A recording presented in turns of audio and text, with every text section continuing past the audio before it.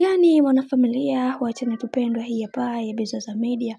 Kama ndo mara yako ya kwanza, basi nikusii usisahau kusubscribe, kulike, kushare pamoja na kucomment. Wafanya kazi Wanifa huandaa sherehe kubwa ya kuweza kumkaribisha Nifa wao au bosi wao katika hili janga kubwa ambalo liliweza kumpata, na wengi wao wakasema kwamba kwa hiki ambacho wanachokifanya Nifa atafurahia zaidi, kwa sababu tumeweza kuona ni jinsi gani ambavyo walivyoweza kupambana wakati Nifa hayupo kabisa katika hali nzuri, na pia watu wengi waliweza kufunguka vitu vingi kuhusiana na haya yote ambayo yanayoendelea, na wengi wao wakasema kwamba bibi Nifa ameweza kupata wafanyakazi wazuri ambao wanaojua ni namna gani ambavyo ya kuendesha biashara, japo kuna fikisu ambazo zinazoendelea kwa kipindi hiki kwamba eti kuna hasara kubwa ambayo bibi Nifa ameweza kuipata katika biashara yake,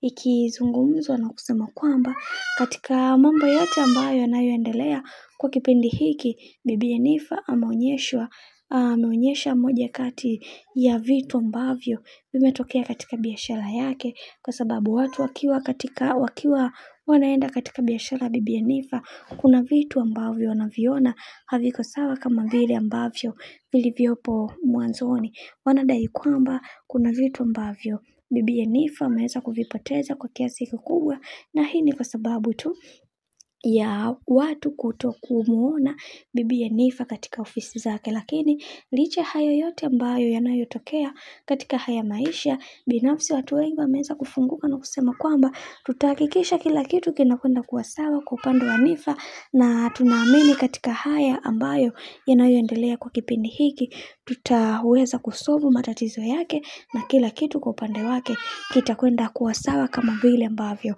tulivyoweza kutaraji. Na tumeweza kuona baadhi ya upande wa bibi Nifa ameweza kufurahia kwa kile kitendo ambacho alichoweza kufanyiwa na wafanyakazi wake, na amefunguka vitu vingi kuhusiana na haya yote.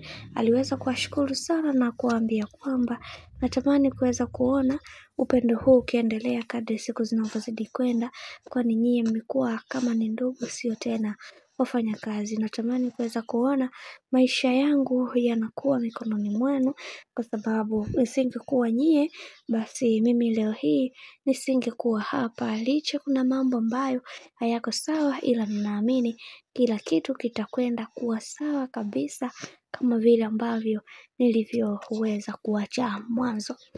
Na bwana, mambo ni mengi alafu muda ni mchache. Mimi nataka nikusii kitu kimoja. Kama ndo mara ya kwanza, basi usisahau kusubscribe, kulike, kushare pamoja na kucomment.